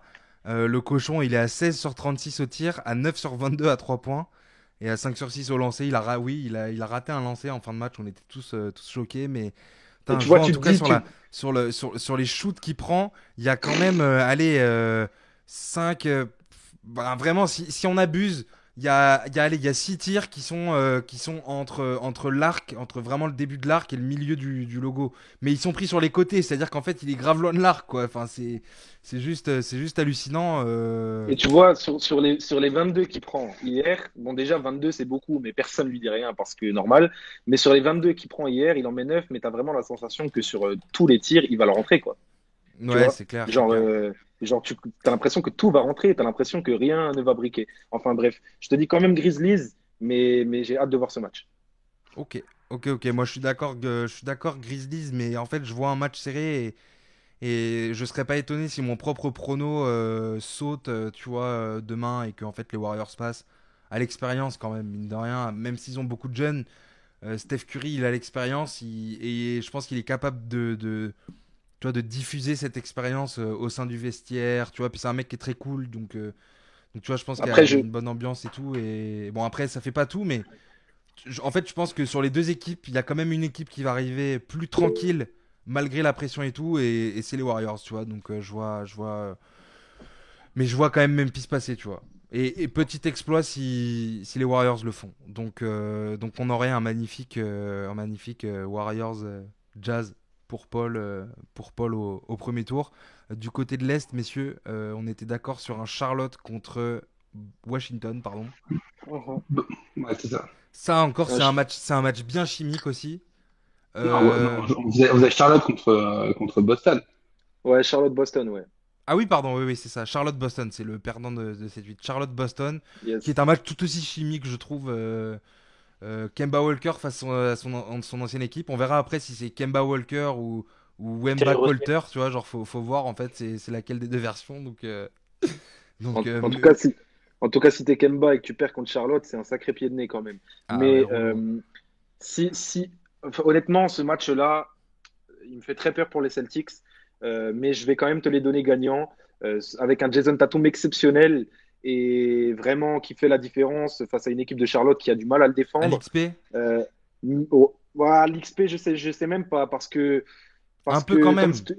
comme je te dis, ouais, mais comme je te dis, tu vois, Boston, ça n'a pas vraiment de, de, de certitude sur Ouais, mais lesquelles tu peux t'appuyer, tu vois. Ouais. Et du coup, je te vois mal à l'expérience, aller chercher les plays que tu connais, etc. Non, non, je pense que ça va être assez décousu. Les deux équipes vont jouer un basket d'attaque. Et à ce jeu-là, je pense que Tatum va gagner. Pour moi, c'est très inquiétant, tu vois. Déjà, le fait que Boston ne les batte pas directement à plat de couture et que je ne te dise pas Boston directement, c'est très inquiétant et c'est signe avant-coureur d'un premier tour qui va être très, très, très compliqué pour Boston. Pour moi. Hmm. Ok, je vois. Paul? Ouais, en fait, comme tu l'as dit, tout va dépendre de Tatum. Si Tatum fait un gros match, les Celtics passeront. S'il y a un début de questionnement sur le niveau de Tatum, en tout cas s'il n'arrive pas à mettre ses tirs, je pense que Charlotte est capable de faire renverser les Celtics. Ce sera assez inattendu, ce sera assez intéressant aussi. Ce sera peut-être la pierre angulaire du projet Hornets, enfin, qu'ils ont commencé à mettre depuis quelques années. Mais en tout cas, voilà, là, ce sera la première étape vraiment franchie de la part du groupe. Mais ça va être compliqué. Forcément, l'avantage est du côté des Celtics, l'expérience est du côté des Celtics, les joueurs, intrinsèquement, ils ont des meilleurs joueurs. Donc, forcément, ça penche de leur côté. Mais voilà, on n'est pas à l'abri d'un upset, ce sera un match, ça va être compliqué. Si en fait, ils vont déjà se faire upset par les Warriors, ils auront peut-être ça qui restera dans un coin de leur tête en se disant on peut pas laisser passer ce match. Par les Wizards, tu veux dire? Par les Wizards, pardon. Ok, Boston. C'est un truc qui va rester dans leur tête et forcément, ils vont peut-être jouer avec un peu plus d'appréhension et ça pourrait être très compliqué pour eux. Donc, je vois quand même Charlotte passer. Ok. Marwan? Moi aussi, je pense comme Paul, l'avantage il sera du côté de Boston, mais je vous mens pas plutôt que j'en ai aucune idée de qui pourrait passer. Pour moi, ce serait vraiment un match-up Terry Rozier, Jason Tatum. Après, qui Ah oui, gagne parce que c'est vrai que du coup, il y a aussi Terry Rozier qui joue Il y a contre Rozier, les ouais. Celtics. Il y a C'est Kemba vrai. et Terry qui jouent La contre petite leur revanche. ancienne franchise. Donc, ouais. Ouais. C'est hyper. En plus, c'était dans un sign and trade les deux. Quand Kemba signe à Boston et Terry Rozier signe Ouais, à c'était Charlotte, Rozier. c'est dans un sign and trade. Mm. Donc Mm. hyper intéressant dans le fond. Ouais, carrément. Vous voyez on est sur quel genre de match là chez vous, genre parce que moi j'avoue Moi, que j'ai un serré. peu du mal à le pronostiquer. Genre en fait Moi, je pense. comme ça en fait au flair, tu vois, je vois Boston. Mais tu vois, genre je suis le dernier des mecs choqués si en fait c'est Charlotte qui passe, tu vois. Et au contraire, je serais content parce que Boston au vu de sa saison ne mérite pas grand-chose pour moi, tu vois. Et là où au contraire, putain, Charlotte, tu vois, ça fait kiffer, ils jouent ensemble et tout machin. Tu vois, j'ai l'impression que en fait, j'ai mon cœur, j'ai envie que ce soit Charlotte qui gagne. Mais je suis pas, en fait, je suis choqué, absolument pas si, je suis absolument pas choqué, pardon, je vais y arriver si que ce soit l'un ou l'autre en fait, tu vois, genre, mais je vois un match serré en fait, bizarrement. Je vois Moi, pas je un te vois match où c'est une bien. branlée, tu vois, ou genre, je vois même pas, allez, à la fin du match, pour moi, il y a maximum 7 points d'écart, tu vois. Moi, je vois bien un scénario de match typique où Charlotte prend l'avance dès le début du match, Boston revient. prend 10 points d'avance et au fil des 48 minutes, Boston revient et puis à la fin, t'as Tatum qui te fait gagner. Je vois un match comme ça. Ok. Ok, donc grosso modo, donc tout le monde dit Boston aussi? Non, moi je dis Charlotte. Charlotte, ouais, Ouais. pour Moi, Paul. Et moi, Marwan aussi. aucune. Non, moi, aucune idée. Moi, j'ai dit, j'ai aucune Ah, idée de qui. mouille-toi. Au flair. Mhm. Genre, qu'est-ce que tu précises Mouille-toi, quoi? Tu précises Charlotte. quoi? Moi, je Charlotte. pense Ah, Charlotte. À une ça se surprise. mouille, ça se mouille. Ok. Bah écoutez, donc du coup ça voudrait dire que en tout cas, enfin pardon, en tout cas le vainqueur de ce match se taperait les Sixers, donc de toute façon saute complètement au premier tour et se fait exploser par le défenseur de l'année Ben Simmons puisqu'il est capable de limiter et d'éteindre n'importe lequel des joueurs des équipes en face. Donc, Quand Lamelo va lui retourner la tronche, ça va tellement me faire rire de vous envoyer des messages, les gars. pardon. Non, je toussais parce que je me suis rappelé tu sais, comment il s'appelle? Ah oui, Devin Booker sur la ligne de fond, Rudy Gobert. Enfin bref, c'est pas grave. Messieurs, c'était super sympa ce petit Ouais, débat sur. elle est pas juste celle-là. Celle-là, elle est pas juste. Ah, elle est fière de ouf quand même. Il a dansé, Ah oui. mon gars. Il a fait un petit move quand même. Il fait kiffer. Oh. Ouais, Désolé. il fait ki- Je sais il que la fait NBA, kiffer, c'est mais pas bon. FIFA Street ou quoi, mais il fait kiffer. Ouais, mais quand même, bon, après, n'importe quel petit qui fait un cross sur un grand, il se passe ça. Tu vois ce que je veux dire? Ah, c'est sûr, ça fait partie C'est. du jeu, mais tout comme quand un grand contre un petit, tu vois. Mais du coup, Oui. on le dit, tu vois. Donc voilà, écoutez, Quelle en tout cas, c'était indignité. super intéressant. Je pense que ce play-in tournament va être kiffant à regarder. Ça va être court quand même, hein. Je l'avais dit tout à l'heure dans les dates que je retrouve ça. C'est Mais je crois 18-21. que c'est du mardi au 18-21. jeudi, donc, ou Ouais, c'est ça. mardi vendredi, pardon. En fait, le 18, on a le premier match. Ensuite, le 19, on a le match C'est du mardi au vendredi, donc de les l'autre derniers conférence. matchs, c'est ça. Voilà. Les derniers matchs de Exactement. nuit de vendredi à samedi, donc samedi très tôt le matin. Donc voilà, messieurs, merci pour ce petit débat. On va En enchaîner. tout cas, c'est hypant, hein. Ça va Ah, nous de tenir ouf. longuement en haleine, je pense. De ouf. Maintenant, bon, c'est un autre débat, mais on pourrait aussi en parler du play-in, de comment il est fait et tout. Ça pourrait peut-être qu'on Ouais. se le fera en off-season. On verra. Mais en tout cas, là, ce qu'on a sous les yeux, ça fait kiffer. Donc voilà. Messieurs, on va enchaîner sur la chronique que je n'ai pas pu spoiler tout à l'heure. Ça va être à Antoine de prendre la parole pendant quelques minutes et on reviendra après sur ce qu'il a dit. Et tout de suite, c'est la chronique d'Antoine. Un seul être vous manque et tout est dépeuplé. Et les mots ne suffisent plus pour exprimer à quel point tu nous manques, Kobe.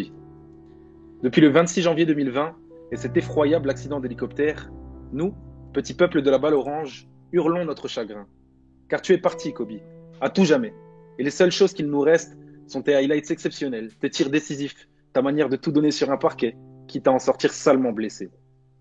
Bien sûr, je serais à côté de la plaque si je ne parlais pas de ta mentalité, de ton côté imperturbable, insatiable, de ta rage de vaincre qui t'a permis de tout gagner. Sans compter tes 33 000 points en carrière, ta technique inégalable, ta loyauté inébranlable envers les Lakers et, bien au-delà des parquets, ton rôle de père et de mari que tu prends très au sérieux. Vanessa, ta chère et tendre, te l'a parfaitement rendu lors de ton intronisation au Hall of Fame le 15 mai dernier avec un discours qui vous honore. Un discours à votre hauteur. Évidemment, il y aura toujours des mauvaises langues, des médisants pour te traiter d'arrogant, de soliste, d'obsédé qui va trop loin, et j'en passe. Pourtant, aussi clivant sois-tu, Kobe, tous te respectent, tous t'admirent, mais surtout, tu manques à tout le monde. Alors, pendant que tu rejoins le panthéon du basket, nous, petit peuple de la balle orange, partageons notre détresse, telle une marée de cœurs brisés en quête de recueil. Nous aurions voulu la partager avec toi, cette détresse, car tu nous aurais poussés, au-delà de nous-mêmes, comme tu le fais si bien. On le sait. Alors, au lieu de nous morfondre, on va prendre exemple sur toi, une fois de plus. Marcher sur nos douleurs et juste continuer d'être meilleur, comme tu nous l'as appris. Car c'est bien là ta plus belle victoire. Tu nous as fait rêver avec tes paniers, tu nous as impressionnés avec ta ténacité, ta mentalité, mais tu nous l'as surtout transmise. Alors, pour ça, merci pour tout, Kobe. Repose en paix et bravo pour ton entrée plus que méritée parmi les légendes de ce sport. Bravo. Bravo monsieur, c'était vraiment Magnifique. très très bien. On parle quand même d'une Magnifique première et touchant. chronique, hein, donc attention, quand je vous ai promis un casting de haut vol, c'était pas du bullshit marketing. Bravo pour cette magnifique chronique. On a fait passer des petites musiques et des petits highlights de ce bon vieux Kobe qui a été intronisé du coup au Hall of Fame. C'était hier soir, non? C'était avant-hier? Je sais plus. Mais bon, de toute façon, il y a un petit C'était le décalage. 15 mai, c'était il y a 3 jours, ouais. C'est ça, c'était il y a deux jours. Et écoutez, messieurs, on parle vite fait de Kobe, du coup, on en profite. C'est quoi, vous? Enfin, tout le monde va avoir une réponse différente. Et ce qu'il y a, c'est que ce gars a une aura tellement impressionnante que. Mais c'est que si vous deviez retenir un truc de Kobe, genre le truc qui vous a le plus marqué, ou le truc qui vous a peut-être le plus enseigné, ou le plus. Truc qui reste dans la Tu sais tête le quoi? plus, quoi. Tu sais quoi? Moi, je vais même pas te dire un panier ou quoi que ce soit. Je vais même pas te dire une action de légende. Il y en a tellement. Je vais te dire l'action avec Matt Barnes. Avec Matt Barnes qui lui Avec jette le la ballon, balle devant la tête. le trash Et talking Kobe, foiré, et Kobe qui il bouge bouge pas. pas. Et Kobe qui bouge pas d'un poil. Et Matt Barnes Limite, il dira rigole un après peu, le tu sais. match. Et Matt Barnes dira après le match, juste après d'ailleurs une interview, il dit putain, vraiment au moment où je lui jette la balle dans la tête, j'ai vraiment envie de me battre contre lui. Je ne pense plus au basket. Le seul truc que je veux faire, c'est me battre contre lui. Mais l'enculé, il a même pas bougé d'un seul poil. Et ça me fait gaulerie parce que c'est tellement Kobe, tu vois. Kobe lui dit après le match, mais vous croyez quoi? Vous croyez qu'il allait me faire sortir de mon match? Et le commentateur qui dit he didn't even flinch. Franchement, c'est historique. Moi, je te prends ce moment-là de la carrière de Kobe. Ok, Marwan, Paul, vous, si vous avez un truc qui vous a le plus marqué, ou du moins qui reste vraiment dans votre mémoire comme ça, c'est quoi? Ça peut être une action, un truc global, vraiment. Non, moi, parce que moi, je fais du basket en club et dehors avec mes amis. Et c'est vraiment sa détermination, son éthique de travail. Et même si, comme il a pu dire Antoine, on peut le traiter de tout ce qu'on veut, le mec, il a travaillé pour être là. C'est pas de la chance, on peut rien dire sur lui, il a travaillé, il a tout fait pour. Et ça, c'est juste admirable, on peut rien dire. C'est pour ça que moi, vraiment, pour moi, c'est un pilier du basket. Hmm. Ouais, ouais, carrément. Moi, de mon côté, c'est vrai que je suis un des plus vieux de l'équipe, hein. On commence à me surnommer grand-père, ça commence à me faire un petit peu mal, mais c'est vrai que voilà, il y a Hmm. Kobe. Enfin, moi, j'ai commencé à suivre la NBA dans les années 2003, 2004, 2005, Ah ouais, donc t'as connu Kobe, et t'as grandi j'ai avec lui, quoi. ouais, un peu, et en fait, j'ai toujours détesté. Vraiment, c'était un joueur à l'époque parce que j'avais pas forcément l'analyse du basket, je le prenais en brut, que je détestais, je le trouvais vraiment insupportable sur le terrain, ça faisait des grosses perfs, ça gagnait, en fait, il avait tout ce qui m'énervait. Et le jour où, en fait, j'ai vraiment je me suis dit, on a vécu un truc de dingue. C'est son dernier match en carrière où il place ses 60 points et en fait, c'est le genre de match où on s'est dit, T'as aimé le détester, quoi. ouais, on a vécu un truc de fou en fait. On vient de vivre en fait un truc de fou. Et tout ce qu'il a fait, ça a été dingue. Et ça, c'est quelque chose vraiment que je retiens. Et il y a beaucoup de joueurs, je pense, qu'on va s'en rendre compte. Un mec comme LeBron qui est aussi détesté, on va s'en rendre compte quand il va partir. On va se dire ah ouais, mais en fait, oh, ça fait mal. Enfin, voilà, s'il y a des joueurs comme ça qui ont réussi à marquer des générations de basketteurs, tu en as très bien parlé, Marwan. Il y a beaucoup de joueurs qui sont devenus un peu ce stéréotype de Kobe, hein, Devin Booker notamment. Il y a des joueurs générationnels, ça en est un. Il a marqué, on a tous été touchés lors de son départ et je pense qu'il va garder, en fait, il va laisser sa trace dans l'histoire de la NBA et surtout dans nos esprits. On en parlera dans 40, 50 ans quand la balle orange aura changé et que ce sont tous venus des androïdes ou des droïdes énormes. Et on se dira, ouais, mais nous, on a vécu Kobe Bryant qui mettait 60 points, qui mettait 80 points et qui avait une papate légendaire. Donc, ça, ce sera super. Ouais.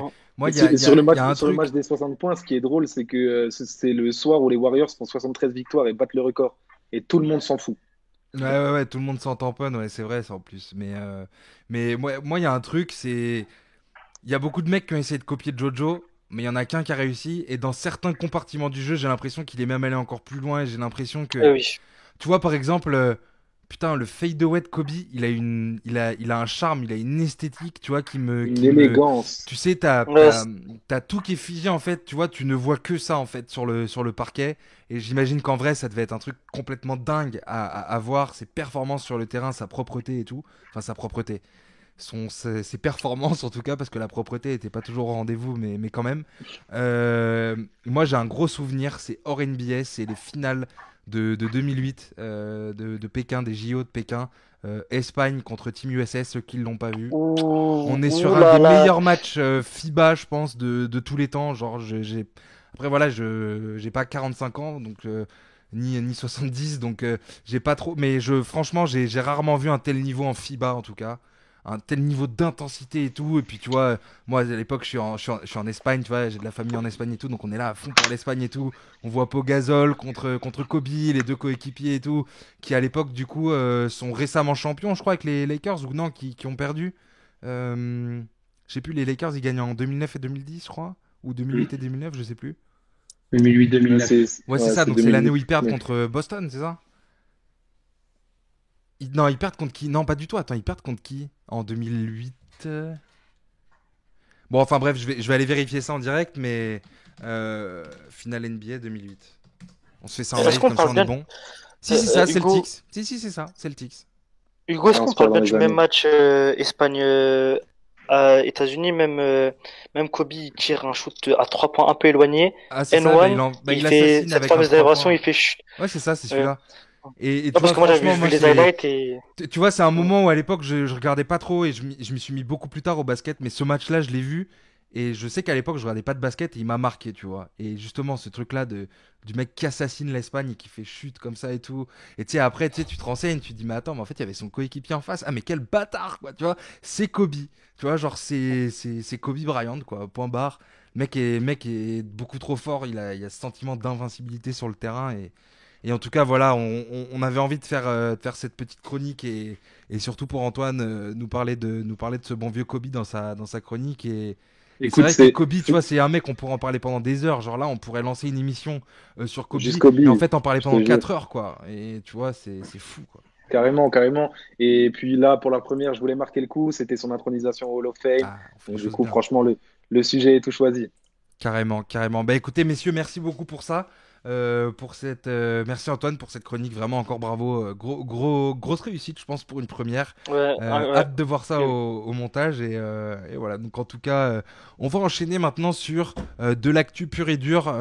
Lui, il est là, hein, je pense, on peut le dire. Le mec est très très présent statistiquement et tout dans la NBA.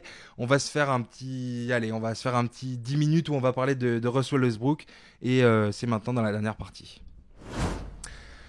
Messieurs, on va passer à la dernière partie de cette table de marque, de cette première table de marque. On en a parlé dans le sommaire et on pouvait pas conclure cette saison sans parler de Russell Westbrook. Il nous a encore fait une saison de pur animal. Je vais vous balancer les statistiques de Russell Westbrook à l'écran et je vais vous les lire en même temps pour les gens qui nous écoutent. Attention, 22,2 points, 11,5 rebonds, 11,8 passes, 1,4 interceptions, 0,4 contre. 44% au tir. Je pense que la ligne édito est très très bien choisie. Monsieur Triple-Double continue d'écrire sa légende. On le voit à l'écran au moment où il a célébré son 182e triple-double. Donc il a dépassé le record d'Oscar Robertson qui était à 181 triple-double en carrière. Il a 32 ans, Russell Westbrook. Donc il a encore le temps d'enfoncer ce record. Messieurs, Russell Westbrook, cette saison, c'est... Je sais pas, vous le voyez comment? Qu'est-ce que vous avez envie de retenir de cette saison? Déjà, moi, je vais te dire que enfin, il n'y a pas la ligne de stats à 3 points, de son pourcentage à 3 points, mais il n'est pas si dégueulasse que ça. Ouais, mais en volume, c'est court quand même parce qu'il en met 1,2. Ouais, mais en tout cas, ce que m'évoque la saison de Russell Westbrook, bah, comme les autres saisons, dans la continuité de ce qu'il a fait, absolument exceptionnel, record, statistique. Et moi, je vais même pas te parler de ça. Moi, je vais te parler de deux choses. D'abord, de l'évolution du jeu qu'il incarne. Aujourd'hui, je ne sais combien de joueurs font des triples-doubles. Je ne sais combien de joueurs essayent d'avoir un impact dans tous les secteurs du jeu, dans les rebonds, dans la passe, dans l'intensité. Et Russell Westbrook représente ça, représente cette évolution à la manière d'un Steph Curry et les 3 points, même si elle est peut-être un peu moins flagrante, on va dire. Et la deuxième chose que j'ai envie de te dire, c'est que à la manière d'un Chris Paul, même si dans les résultats, ça ne se voit pas vu que le bilan de Washington est défavorable, mais à la manière d'un Chris Paul, quand tu mets Russell Westbrook patron de ton équipe, tu sais ce qui va t'arriver. Tu sais que le bonhomme va t'emmener les 14 autres mecs de l'équipe avec lui, qui va leur donner 100% confiance en eux, qui va les traiter comme des soldats et qu'eux vont croire en lui et qu'à la fin, tu auras quelque chose. Même si tu n'es que 8e ou 9e ou même 7e, enfin, même si tu n'as pas un classement exceptionnel, tu auras une saison dont tu peux être fier avec des choses qui se sont passées. Je complète vite fait du coup ce que tu disais. Donc on a les stats là, c'est 32% à 3 points. Il en met en moyenne 1,3 par match. Donc c'est pas sur des gros volumes, donc c'est-à-dire qu'il en prend un peu. Allez, il en prend 4 par match et il en réussit 1,3. Donc heureusement parce que Westbrook, voilà, c'est pas un shooter, on le sait. Donc c'est sur des petits volumes, c'est pas mal. J'ai une petite stat que je balance en plus que j'avais pas mis dans le visuel, 59 double-double, dont 38 triple-double. Putain, c'est un truc de fou. 7 matchs du coup. Marwan... Il n'y a que 7 matchs où il est pas en. C'est ça. Non, un peu plus du coup parce que quand tu fais un triple-double, le double-double est compté, il en a 59 et ils ont joué 72 matchs. Donc il y a 13 matchs où il fait pas de... Lui, il en a oui, mais il rate des matchs. Ouais, lui il en joue 66. Ok, c'est ça. Marwan, Russell Westbrook, cette saison, c'est comment? C'est incroyable, c'est du Russell Westbrook pur et dur. Certes, au début, c'était un peu compliqué, mais là, comme a très bien dit Antoine, ça relance une dynamique. Les joueurs, ils sont tous mis en avant. Il n'y en a pas un qui est laissé à la traîne. Il porte tout le monde. En plus, avec un Bradley Beal exceptionnel. Que dire de plus? Et pour les détraqueurs de Russell Westbrook et ses triple-doubles, j'ai regardé, il a un bilan de 136 victoires à 46 défaites quand il est en triple-double. Donc, quand il est en triple-double, c'est totalement bénéfique pour son équipe. Personne ne pourra dire le contraire. Donc, que dire de plus que admirez-le, continuez à le regarder et voilà. Ok, Paul? Alors, c'est vrai que Russell Westbrook, bon, certes, il a 180 triple-double en carrière, mais ce qu'il faut aussi retenir, c'est qu'il est à 350 matchs où il est en 19-9 ou 19-8. Donc, c'est un bouffeur de stats. Il est clivant. On l'aime ou on l'aime pas, mais ça reste l'un des joueurs les plus impressionnants de sa génération, un des joueurs les plus complets de sa génération. Et je pense que voilà, on a banalisé aussi ses performances. Moi, c'est vraiment mon truc actuellement sur cette fin de saison, c'est que je trouve qu'on a tendance à banaliser sa performance. Il a eu un MVP parce que c'était l'un des premiers joueurs à avoir réalisé une saison en triple-double. Enfin, c'était le deuxième, pardon.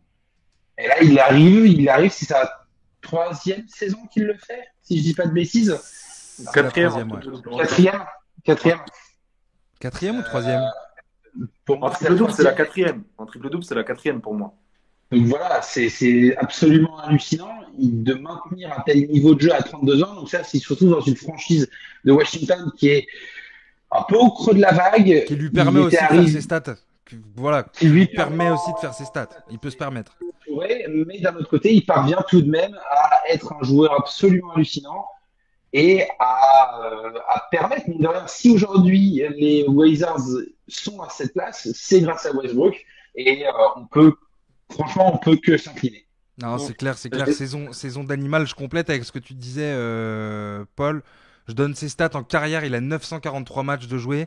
Il est à 23,2 points, 7,4 rebonds et 8,5 passes. Donc en fait, tu vois, genre c'est du quasi LeBron en fait. Tu lui rajoutes quelques points et c'est du LeBron, tu vois. Genre c'est en moyenne en carrière. Donc évidemment, faut prendre chaque saison à son contexte, etc. Mais c'est vrai que Westbrook c'est hallucinant et cette saison, même s'il a le contexte. C'est pas tout d'avoir l'équipe et d'avoir le contexte qui est favorable, il faut quand même le faire et il le fait avec la manière en plus, donc c'est clair que on peut que saluer la perf du bonhomme. Messieurs, c'était une super belle émission, j'ai passé un super bon moment. Comment ça s'est passé chez vous? Cauchemar, pas cauchemar, le track, pas le track, petit bilan rapide. Entouré de bonnes personnes, que dire, des bons arguments, une bonne discussion. J'ai pris une défense très serrée sur le premier quart-temps, mais après j'ai su développer mon jeu sur les deuxième et troisième quart-temps, un quatrième quart-temps un peu poussif, mais à l'image d'un vétéran, je commence à être sur les rotules. Impeccable, magnifique. Moi, c'est pareil, on est dans une équipe où on se passe bien la balle. Franchement, la cohésion est au beau fixe. Le coach nous entraîne bien. Et franchement, on ne demande qu'à enchaîner les matchs. Hein. Ça tourne, c'est vrai que ça tourne assez bien. Je pense qu'on peut prendre pas mal d'équipes tranquillement, quoi. Je pense que. Oui, il nous manque peut-être un pivot un peu plus grand, histoire de protéger on a Paul, tu vois, mais. On a Paul qui est là pour ça, donc non. Ou au pire, on se fait un petit 3-3 et si jamais il y en a un qui est pété, bon bah voilà quoi, on a une petite équipe de 3-3 avec un remplaçant. Donc voilà, écoutez messieurs, c'était vraiment super intéressant et super enrichissant. J'espère que les gens qui ont suivi cette émission se sont régalés aussi. On balancera un peu des extraits à droite à gauche, des petits replays juste par morceaux, etc. Voilà, c'est comme ça qu'on a prévu de faire les choses.